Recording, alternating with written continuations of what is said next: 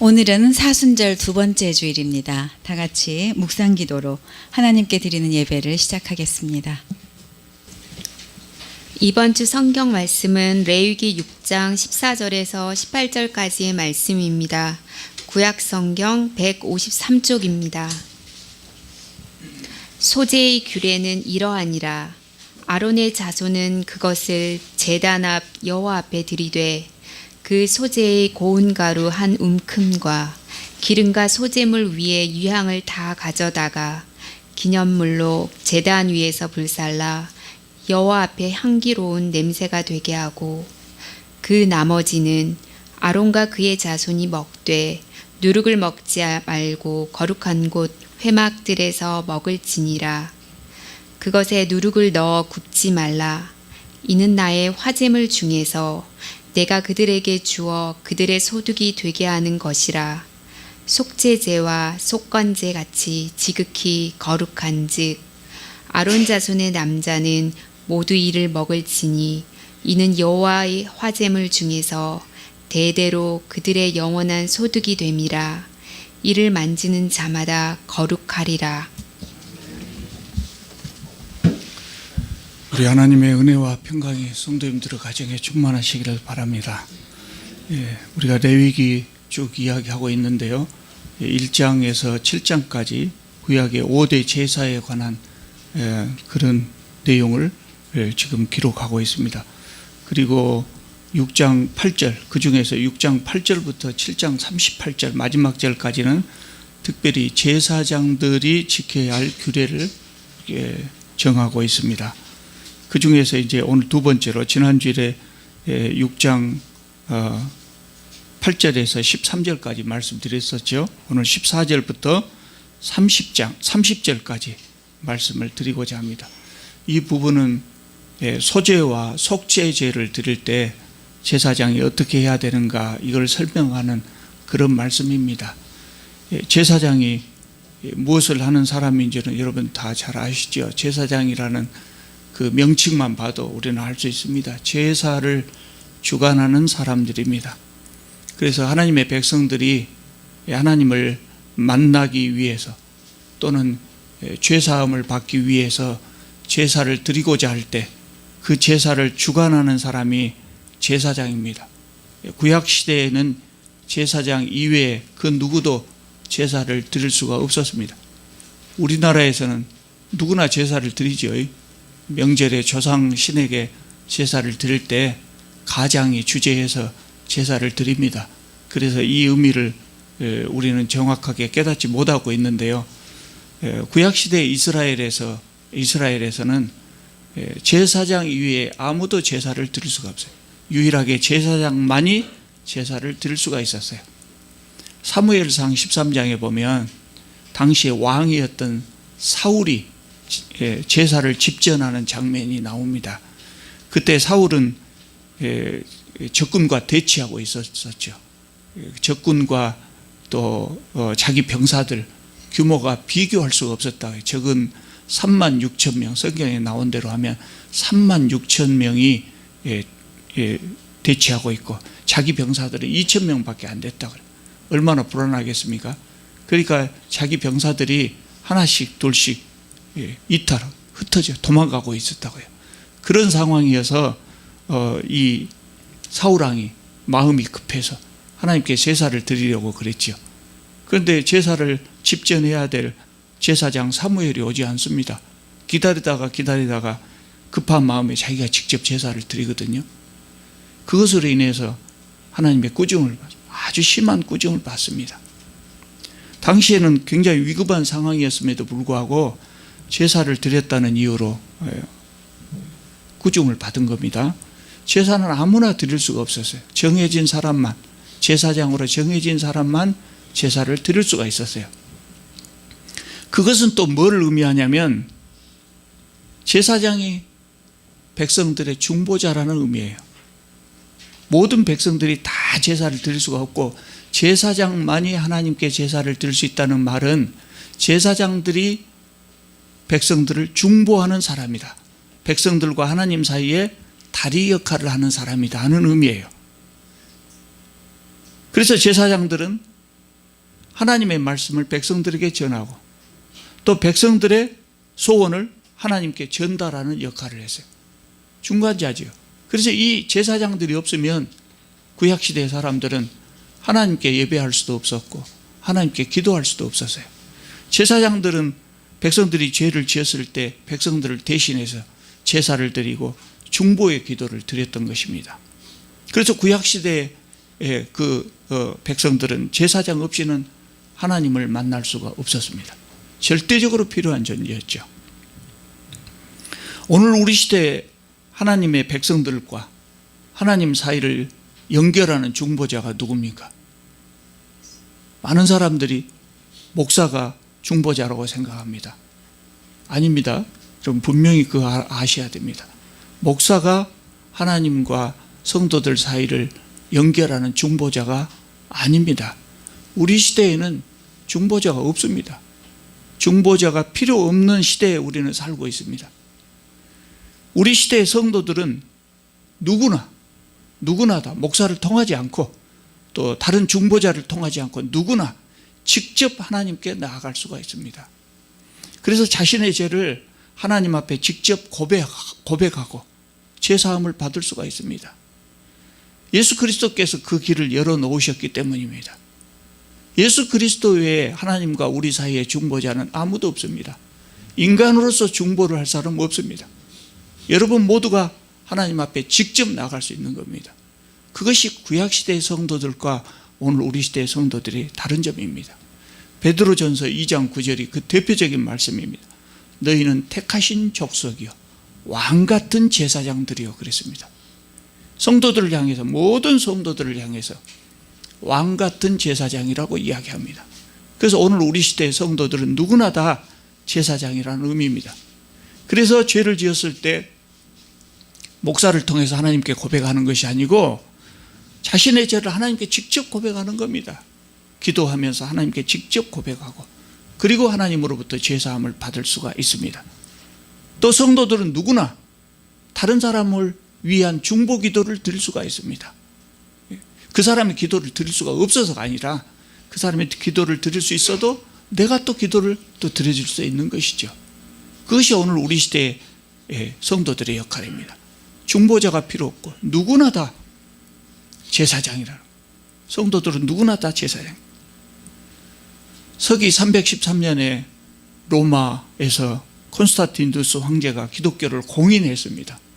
그 전까지는 기독교가 로마의 핍박을 받으면서 그렇게 성도들이 신앙생활을 했는데, 그때 기독교가 공인된 이후에 교회가 자유로워지고 또 국가의 보호를 받다 보니까 교회에 돈이 모이기 시작해서 헌금이 사람이 많아지고 교회에 나오는 사람 수가 많아지고, 그러니까 헌금이 많아질 것 아닙니까? 교회에 돈이 모이기 시작해서, 그러니까 자연히 목회자에게 권력이 생기기 시작했다는 거예요.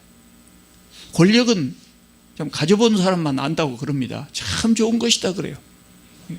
그래서 권력은 아버지가 아들하고도 나누기 싫어할 만큼 좋다고 그래요. 그러니까 그 당시에 교권을 잡은 사제들이 그 특권을 자신들만 누리고 싶어 했지 않겠습니까? 자신들만 누리고 싶었대요. 성경에 방금 우리가 본 것처럼 만인 제사장, 이게 기록되어 있지만 사제들만이 제사장이라고 했습니다. 본인들만 특권을 누리기 위해서 사제들만이 제사장이라고 했습니다. 그래서 루터가 종교개혁을 하면서 이 고린도후서 2장 9절의 말씀에 따라서 이걸 바로잡은 겁니다. 그래서 오늘 우리 시대의 모든 성도들은 다 제사장입니다. 하나님 앞에서 제사장입니다. 그래서 누구나 하나님 앞에 직접 나갈 수 있습니다. 그것은 또 다른 의미로 뭘 의미하냐면, 저뿐만 아니라 여러분 모두가 세상을 향해서 제사장 역할을 해야 된다는 거예요. 여러분 모두가 세상을 향해서 목회자의 역할을 해야 된다는 겁니다. 목사들이 늘 말하기를 목사는 하나님의 종이다, 하나님의 종이다, 이런 말을 자주 하는데 목사만 하나님의 종이 아니다. 모든 사람이, 성도들은 누구나 하나님의 종입니다. 그래서 그 역할을 하셔야 되는 겁니다. 앞에서 제가 말씀드린 것처럼 오늘 우리 본문 말씀 그리고 30절까지 앞에서 18절까지만 봉독해드렸습니다만 30절까지 이 내용들은 제사장이 지켜야 될 규례에 관한 말씀입니다. 그래서 오늘 우리 시대 우리 모두가 다 제사장들이기 때문에 이 말씀을 통해서 우리가 제사장으로서 하나님 앞에 어떻게 살아야 될 것인가 이 교훈을 얻고자 합니다. 첫째로 오늘 말씀을 쭉 읽어보면 순서적으로 보면 하나님의 일꾼들의 양식은 하나님께서 공급하신다고 하는 것을 알 수 있습니다. 15절 16절 말씀을 보면 사람들이 제사를 드리기 위해서 소제물을 가지고 오지 않습니까? 그러면 제사장이 그 중에서 사람들이 가지고 온 그 소제물 중 곡식 중에서 한 줌만 단위에 태워서 하나님께 드려요. 다 드린 것이 아니고 한 줌만 단 위에서 태워서 하나님께 드리고 나머지는 아론과 그 자손들이 먹으라 그랬어요. 그러니까 그것이 제사장들의 양식이 되는 겁니다. 이 소제뿐만 아니라 다른 제사도 마찬가지입니다. 다른 제사의 경우 동물을 제물로 드릴 때 제사장 목을 따로 지정해 주셨습니다. 하나님의 종에게는 하나님께서 필요에 따라서 적절하게 쓸 것을 공급하신다는 겁니다. 우리는 세상 속에서 살고 있기 때문에 또 세상의 삶이라고 하는 것이 불확실성이 많기 때문에 하나님의 일을 할 때도 어쩔 수 없이 먹고 살 일을 걱정하면서 삽니다. 그것이 인지상정일 겁니다. 그래서 우리가 이 부분에서 우리에게 믿음이 필요합니다. 그 믿음이 뭐냐면 하나님께서 우리의 쓸 것을 공급하신다는 그런 믿음입니다.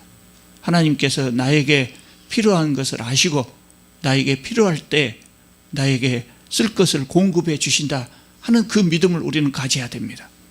그러므로 우리가 하나님의 일을 할 때 무엇을 먹을까, 무엇을 마실까 걱정할 필요가 없는 것입니다. 이것은 목사에게만 해당된 말이 아닙니다. 아까 말씀드렸지 않습니까? 성도들은 누구나 다 제사장이고 하나님의 종입니다. 다만 목사와 성도들이 다른 점이라고 하면 목사는 교회 안에서 일하고 성도들은 교회 밖에서 일한다고 하는 것, 세상 속에서 일한다고 하는 것이 다를 뿐입니다. 아마 우리 교회 성도님들은 자신의 일터에서 일하고 있는 일들이 내 일이다 그렇게 생각하신 분은 없으실 겁니다. 다 하나님의 일입니다. 하나님께서 나에게 맡겨주신 겁니다. 하나님께서 이 세상 속에 하나님 나라를 확장하기 위해서 또 예수 그리스도의 사랑을 우리 이웃들에게 실천하는 수단으로 우리에게 직업이라고 하는 것을 주셨습니다. 그래서 다 하나님의 일을 하는 겁니다. 그렇기 때문에 기독교인들이 하나님의 일을 할 때 하나님께서 양식을 공급해 주시는 겁니다. 그렇기 때문에 우리가 일을 할 때 돈을 보고 일해서는 안 된다는 거예요. 돈을 보고 일해서는 안 돼요. 돈만을 위해서 일해서는 안 되는 거예요. 그럼 뭐를 보고 일을 해야 됩니까? 일할 때 뭘 생각을 해야 되겠습니까? 이 일을 어떻게 하면 하나님의 뜻에 맞게 잘할 수 있을까? 어떻게 하면 기왕에 하나님께서 맡겨주신 이 일을 내가 더 잘할 수가 있을까? 어떻게 하면 이 일을 통해서 하나님 나라를 확장할 수 있을까? 하나님의 정의를 실천할 수 있을까? 이거를 생각해야 됩니다. 돈 때문에 이것이 흔들려서는 안 된다는 겁니다. 사실 기독교인이 아니라고 할지라도요, 기독교인이 아니라 할지라도 저는 그런 생각이 들어요. 돈을 위해서 일하는 사람은 참 불쌍한 사람들이다 그런 생각이 듭니다. 돈만을 위해서 일하는 사람 불쌍한 사람입니다. 기독교인이 아니라고 할지라도 이 일을 통해서 이웃에게 지역사회에 내 나라에 기여해야 되겠다.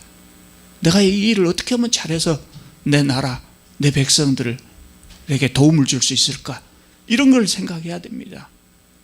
돈보다는 일 자체가 중요하다는 겁니다. 하나님께서 나에게 맡겨주신 사명이 중요하다는 겁니다. 그리고 우리가 그 일을 하다 보면 하나님께서 우리의 쓸 것을 공급하시는 겁니다. 돈만 보고 일하는 사람은 어떻게 되는 줄 아십니까?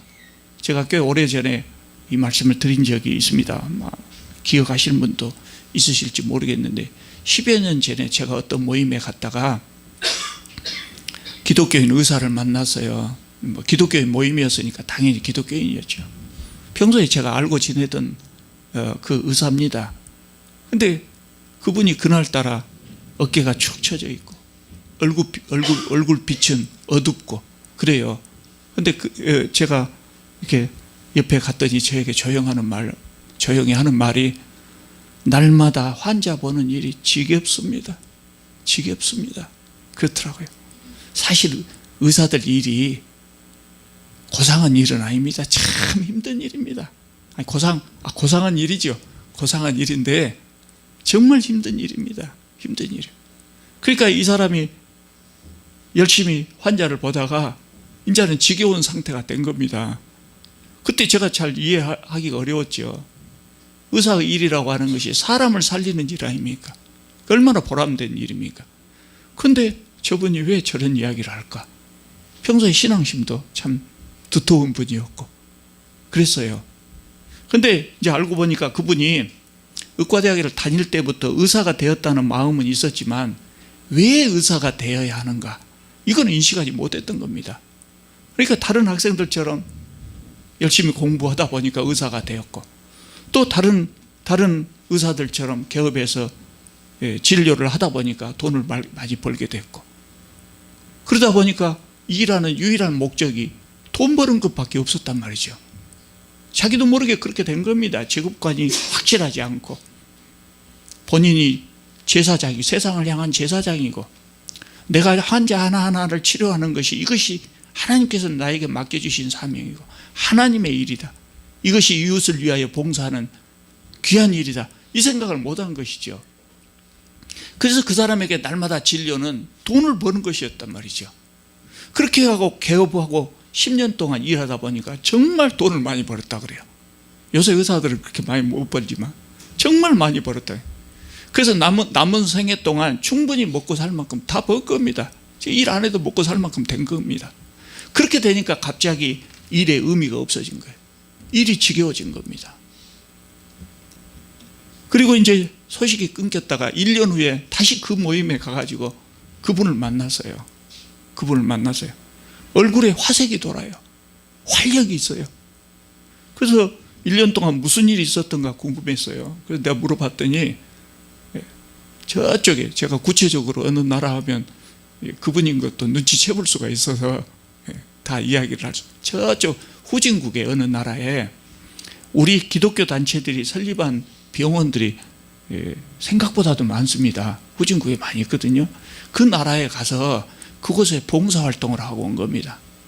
보수 한 푼도 받지 않고 그냥 무료 봉사활동을 다녀온 겁니다. 그런데 그렇게 일하는데도 정말 일이 즐거웠다 그래요. 내가 하는 일이 이렇게 보람된 일인가 새삼스럽게 느꼈다. 그곳에서 일하는 동안 하나님께서 자신을 의사로 만든 이유를 발견했다고 그래요. 그래서 진정한 행복을 찾은 겁니다. 돈이 줄 수 없는 행복, 그걸 찾은 겁니다. 실제로 진정한 행복이라고 하는 것은 돈이 주는 것 아니잖아요. 일이 주는 보람이 행복을 주는 것 아니겠어요? 여러분, 우리는 믿음이 부족하기 때문에 무엇을 먹을까, 무엇을 입을까 걱정하면서 삽니다. 그래서 이 부분에 우리가 믿음이 필요하다. 우리의 믿음이 깊어지기를 바랍니다. 그래서 하늘에 계신 우리 아버지께서 우리를 먹이고 입히신다. 나는 이 땅 위에서 나에게 주신 하나님의 일, 하나님께서 나에게 주신 이 일, 이것만 열심히 하고 있으면 된다. 그런 믿음을 가질 수 있기를 바랍니다. 두 번째로 누룩을 넣지 말고 먹으라 그랬습니다. 16절을 보면 그 나머지, 제단에 바치고 난 나머지는 아론과 그 자손이 먹되 누룩을 넣지 말고 거룩한 곳 회막들에서 먹을지니라 그랬습니다. 그러니까 하나님께 소재로 바쳐갖고 태워서 드릴 때 물론 누룩도 넣지 않습니다. 그런데 그 남은 것을 제사장들이 먹을 때도 누룩을 넣지 말라는 겁니다. 제가 이 누룩에 대해서는 지난번에 제물을 태워드리는 그 부분을 말씀드릴 때 다 자세히 설명드렸습니다만, 누룩을 넣으면 발효가 되지 않습니까? 그게 변질이죠. 나쁜 의미의 변질은 아닌데 누룩을 넣으면 변질이 되는 거예요. 또 부풀어 오르지 않습니까? 과장이 생기는 거죠. 하나님께서는 우리에게 그런 삶을 살기를 원하지 않으신다. 우리가 진실한 삶, 변함이 없고 과장이 없는 진실한 삶을 살기를 원한다. 그것이 제사장들이 살아야 할 삶이죠. 또 한 가지, 누룩이 없는 빵. 누룩이 없는 빵은 당시에 가난한 사람들이 먹었다고 그러죠. 가난한 사람들은 누룩을 넣기가 어려웠죠. 그래서 이것은 누룩을 넣지 말라는 말은 하나님 앞에서 그렇게 겸손한 모습으로, 가난한 자의 모습으로 서야 된다는 의미도 우리가 생각할 수가 있어요. 세 번째로 항상 충성해야 된다 그랬습니다. 20절을 보면 아론과 그의 자손이 기름 부음을 받는 날에 고운 가루 10분의 1 에바를 항상 드리는 소제물로 삼아 그 절반은 아침에 절반은 저녁에 드리라, 이렇게 말씀하고 있습니다.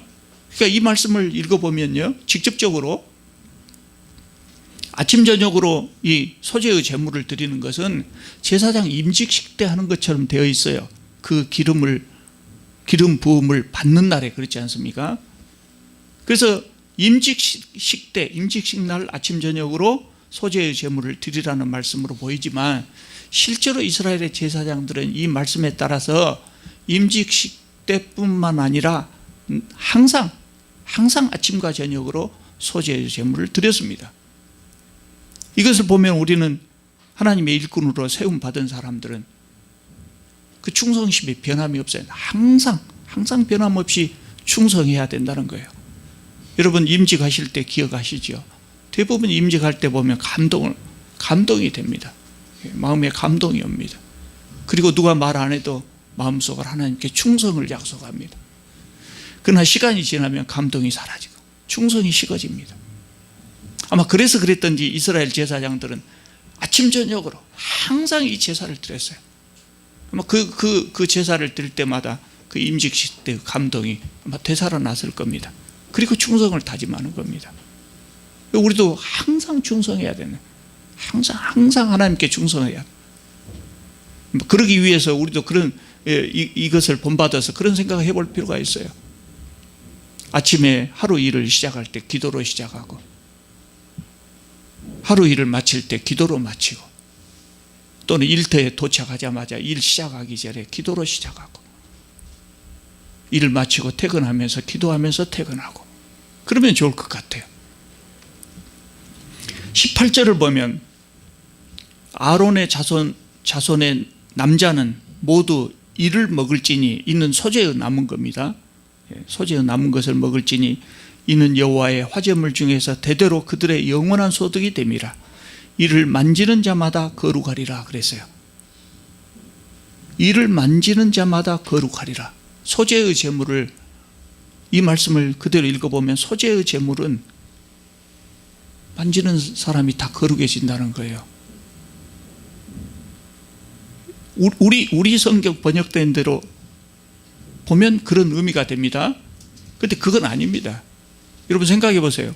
부정했던 사람이, 부정한 사람, 죄를 지은 사람이나 부정한 물건을 만든 그 부정한 사람이 소재의 제물을 이렇게 만지기만 해도 금방 깨끗해지겠습니까?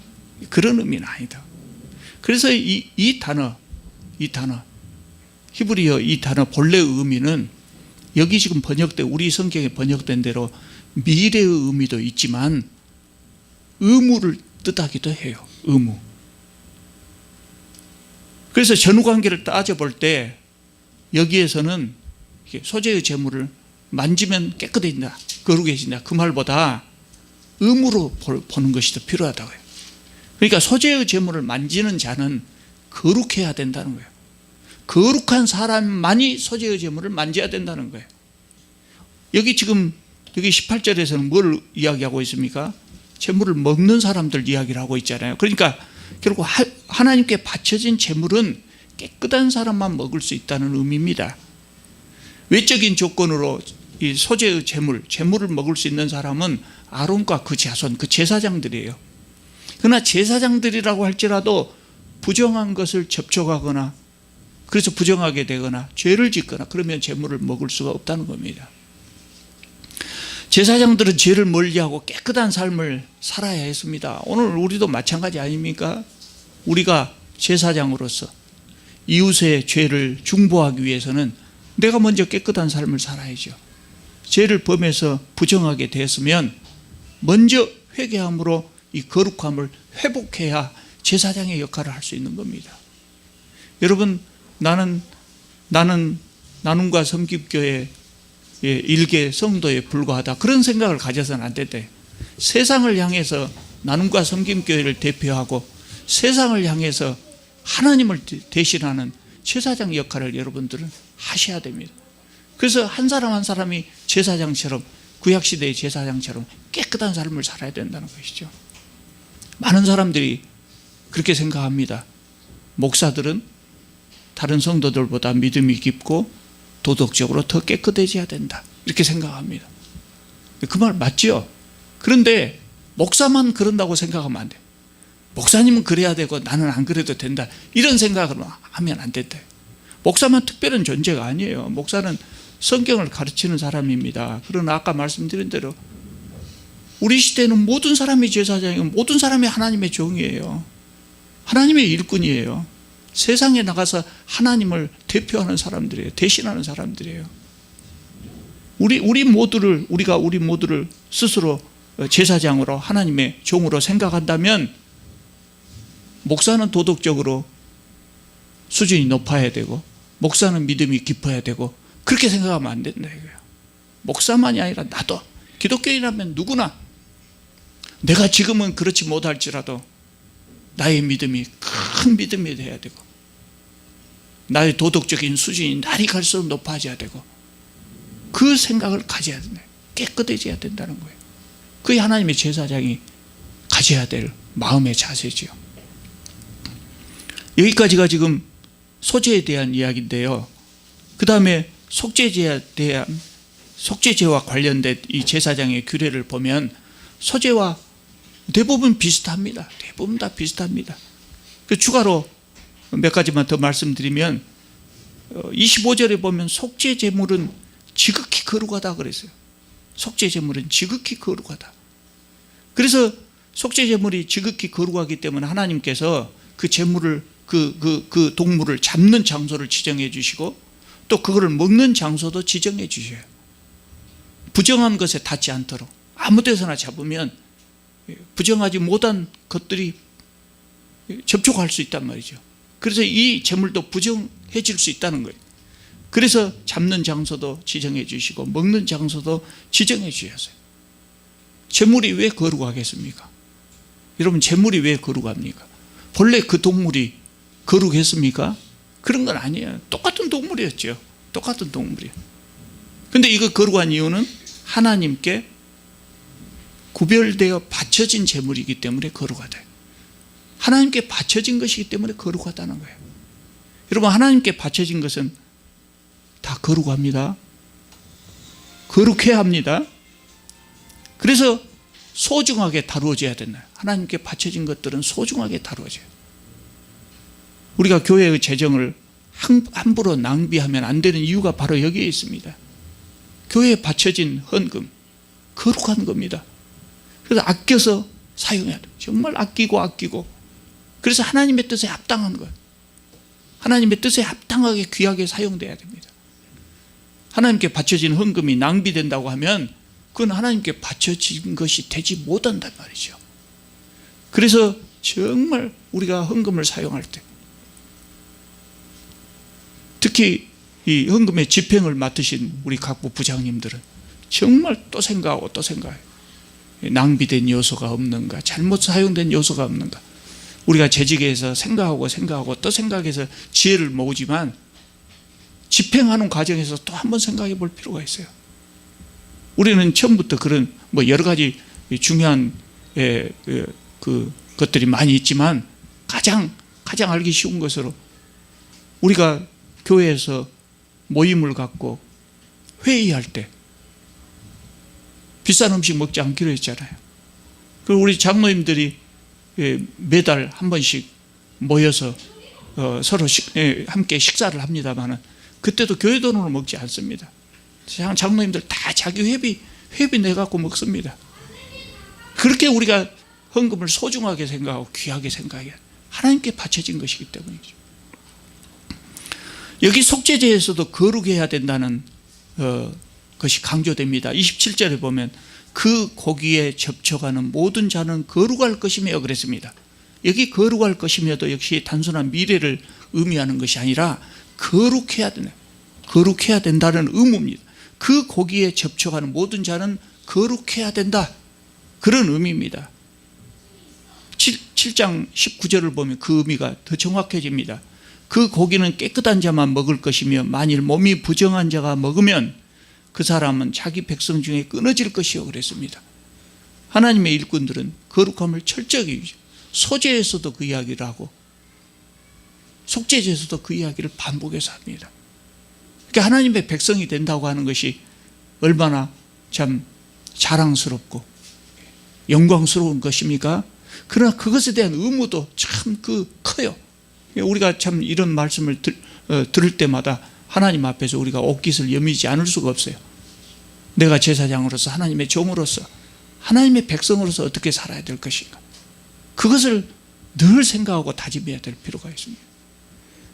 여러분, 우리는 모두 하나님의 제사장들입니다.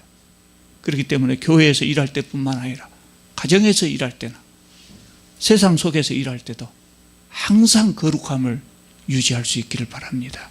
기도하겠습니다. 거룩하신 우리 하나님, 주님께서 부족한 저희들을 주님의 자녀로, 천국 백성으로, 주님의 일꾼으로, 제사장으로 삼아주심을 참으로 감사드립니다. 그러나 우리 자신의 모습들이 그런 영광스러운 자리에 앉기에 너무나 부족합니다. 그러므로 저희들이 참으로 주님 닮아서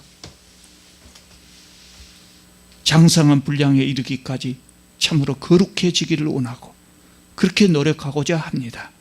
주님, 저희들과 함께하여 주시옵소서. 성령께서 인도하여 주시옵소서.